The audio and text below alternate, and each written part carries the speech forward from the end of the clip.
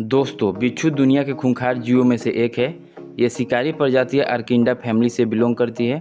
आपको बता दूं कि इस परिवार में मकड़ी और घुन जैसे 8 पैरों वाले कीड़े शामिल हैं और इन्हें जो खास बनाती हैं वो है इनकी पूंछ, जो एक टेल्सा नामक स्टिंगर है जिसमें बहुत ही खतरनाक जहर होता है जो कि एक व्यक्ति को मार सकता है। ये दुनिया भर में कई जगहों पर पाए जाते हैं, खासकर अंटार्कटिका को छोड़कर ठंडे क्षेत्रों में। इनके पास प्रजनन के अलग तरीका होता है जो कि दूसरे बिच्छू से बहुत ही अलग होता है।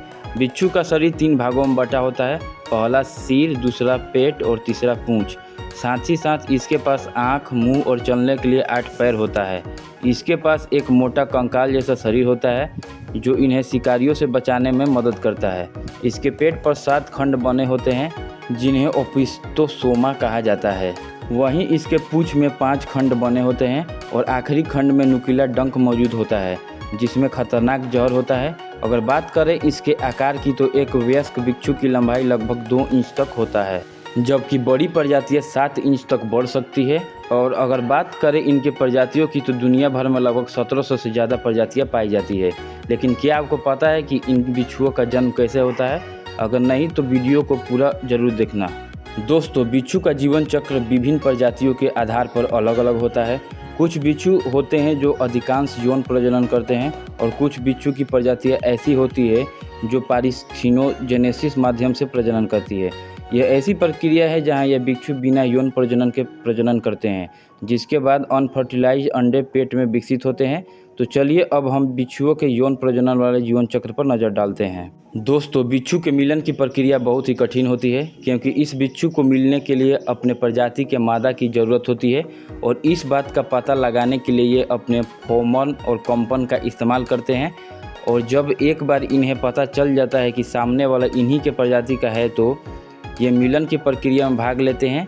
आपको बता दूं कि इस प्रक्रिया को पूरा होने में लगभग 1 घंटे से लेकर 1 दिन तक का समय लग सकता है।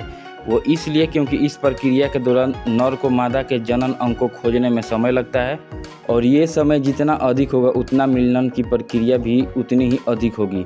इसलिए नरों पर इस प्रक्रिया का भार बहुत अधिक होता है क्योंकि इस प्रक्रिया के बाद बहुत अधिक समय लगता है और मादा इस मिलन प्रक्रिया को छोड़कर चली जाती है। और अगर मिलन की प्रक्रिया सही तरीके से चल रही होती है तो प्रक्रिया पूरे होने के बाद नर को मादा से दूर भागना होगा। ऐसा इसलिए क्योंकि ऐसी संभावना बनी रहती है कि मादा एक नर भक्षी में बदल जाती है और नर को खा जाती है। हालांकि ये आमतौर पर सिर्फ कुछ मामलों में ही देखने को मिलता है। तो जैसे ही इनके मिलन की प्रक्रिया पूरी होती है उनके कुछ दिनों बाद ही मादा गर्भावस्था में पहुंच जाती है।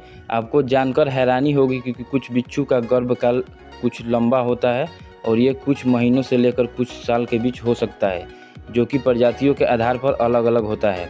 तो जैसे ही मादा का गर्भ अवस्था पूरा हो जाता है उसके बाद ये बच्चे देने के लिए सुरक्षित स्थान तलाश करने लगती है ताकि इसे बच्चे देने में कोई परेशानी ना हो। और जैसे ही इसकी कोई सुरक्षित स्थान मिल जाता है तो उसके बाद ये घोंसला बनाना शुरू कर देती है और जैसे ही इनका घोंसला बनकर तैयार हो जाता है इसके बाद ये बच्चे देना शुरू कर देती हैं। आपको बता दूं कि ये एक बार में 100 बच्चों को जन्म दे सकती हैं और जन्म के समय इन बच्चों का रंग सफ़ेद होता है। तो जैसे ही ये अपने सारे बच्चे को जन्म दे देती है तो इसके बाद ये सारे बच्चे मादा के पीठ पर सवार होने लगते हैं और ये लगभग 50 दिनों तक अपने माँ के पीठ पर सवार रहते हैं और रेंगते रहते हैं। और इस दौरान ये मोल्टिंग के प्रक्रिया से भी गुजरते हैं जहाँ ये 8 से 10 बार अपनी त्वचा को बदलते रहते हैं। और ये जब जब अपनी त्वचा को बदलती हैं तो ये तब आकार में बड़े होते चले जाते हैं और इस तरह से वयस्क होने के अवस्था में पहुंच जाते हैं। और इन्हें पूरा तरीक़ों से वयस्क होने में लगभग 4 से 5 साल का समय लगता है। और जैसे ही ये पूरी तरह से वयस्क हो जाते हैं तो वे उसके बाद मादा के तलाश में निकल जाते हैं और ये बिच्छू मादा के तलाश में मीलों दूरी तय कर जाते हैं। और जैसे ही इन्हें अपने जाति की मादा मिल जाती है उसके बाद ये मिलन की प्रक्रिया में भाग लेते हैं और एक बार फिर ये जीवन चक्र शुरू हो जाता है। अगर बात करें इसके जीवन काल की तो ये इनका जीवन काल लगभग 6 से 10 वर्षों का होता है। दोस्तों, ये थी आज की वीडियो। अगर आपको वीडियो अच्छी लगी तो वीडियो को एक लाइक और चैनल को सब्सक्राइब जरूर कर दें।